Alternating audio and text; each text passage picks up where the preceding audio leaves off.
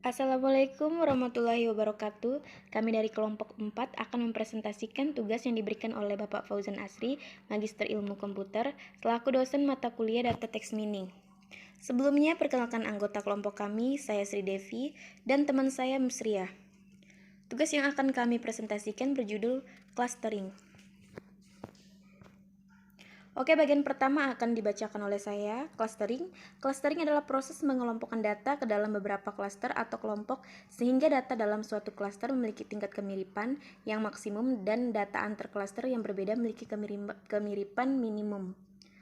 Clustering adalah metode pengelompokan data yang sering digunakan sebagai salah satu metode data mining atau penggalian data. Clustering adalah proses partisi satu set objek data ke dalam himpunan bagian yang disebut dengan cluster. Oleh karena itu, metode clustering ini sangat berguna untuk menemukan kelompok yang tidak dikenal dalam data. Jadi kesimpulannya, clustering adalah sebuah metode atau algoritma untuk mengelompokkan sebuah data atau objek berdasarkan tingkat kemiripan. Jadi intinya yang mirip akan dikelompokkan dan yang tidak mirip akan dikumpulkan dengan yang memiliki kemiripan dengan yang lainnya. Saya berikan contoh misalnya ada segi 4, lingkaran dan segitiga. Jadi kita proses dengan clustering dan akan terbagi menjadi beberapa kelompok berdasarkan kemiripannya. Misalnya kemiripan dari segi apa saja. Misalnya di sini clustering bentuk atau clustering warna. Jika kita ingin mencari clustering bentuknya, berarti kita mencari kemiripan sesuai bentuk. Dan jika clustering warna, kita akan mencari kemiripan sesuai warnanya. Dan itu akan terbagi menjadi beberapa kelompok berdasarkan kemiripannya. Ada banyak metode clustering yang dapat digunakan, diantaranya metode single linked clustering, complete linked clustering, group aggregate agglomerative clustering, Cummins, McQueen 1967, dan K. Meadows.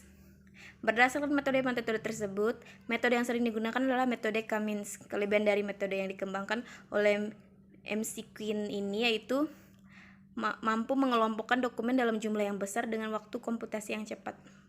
Ada beberapa pendekatan yang digunakan dalam mengembangkan metode clustering. Dua pendekatan utama adalah clustering dengan pendekatan partisi dan clustering dengan pendekatan hierarki. Manfaat clustering. Clustering merupakan metode segmentasi data yang sangat berguna dalam prediksi dan analisa masalah bisnis tertentu, misalnya segmentasi pasar, marketing, dan pemetaan zonasi wilayah. Yang kedua, identifikasi objek dalam berbagai bidang seperti komputer, vision, dan image processing.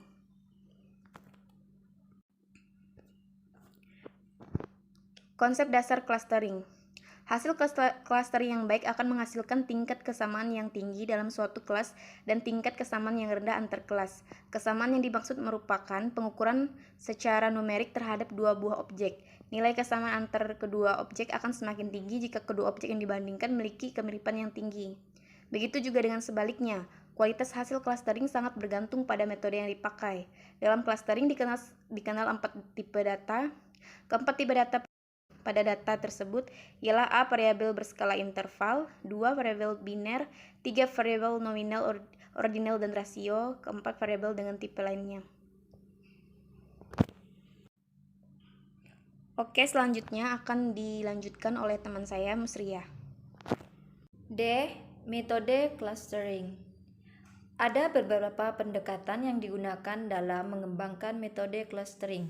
Dua pendekatan utama adalah clustering dengan pendekatan partisi dan clustering dengan pendekatan hierarki. Clustering dengan pendekatan partisi, Cummins, merupakan salah satu algoritma dalam data mining yang bisa digunakan untuk melakukan pengelompokan atau clustering suatu data. Metode Cummins adalah metode yang termasuk dalam algoritma clustering berbasis jarak yang membagi data ke dalam sejumlah clustering, dan algoritma ini hanya bekerja pada atribut numerik. Yang kedua, mixture modeling. Mixture modeling merupakan metode pengelompokan data yang mirip dengan Cummins dengan kelebihan penggunaan distribusi statistik dalam mendefinisikan setiap kluster yang ditemukan. Metode clustering. Clustering dengan pendekatan hierarki.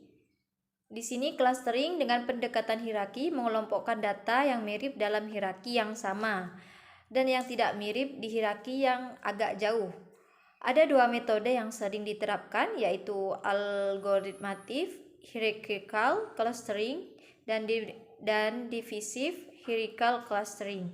Algoritmatif melakukan proses clustering dan cluster yang menjadi suatu kesatuan cluster, di mana N adalah jumlah data, sedangkan divisive melakukan proses clustering yang sebaliknya, yaitu dari satu cluster menjadi N cluster.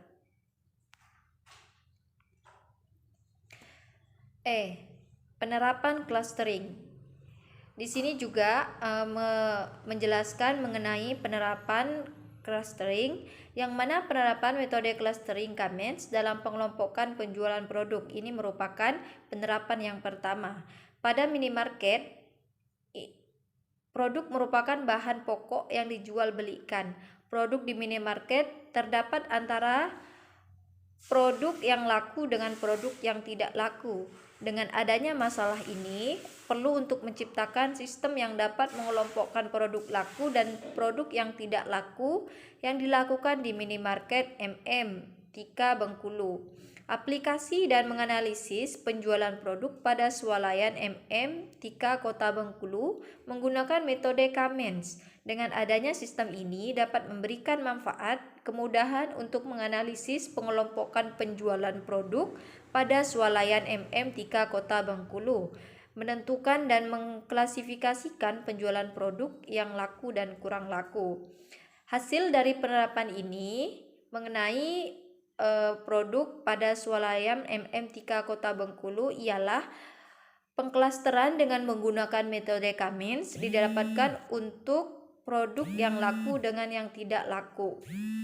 Semakin banyak data penjualan barang yang diinput, maka semakin banyak clustering controlled yang terbentuk di proses metode Kamens. Produk yang laku terdiri dari makanan, minuman, dan produk yang tidak laku terdiri dari kebanyakan dari kosmetik.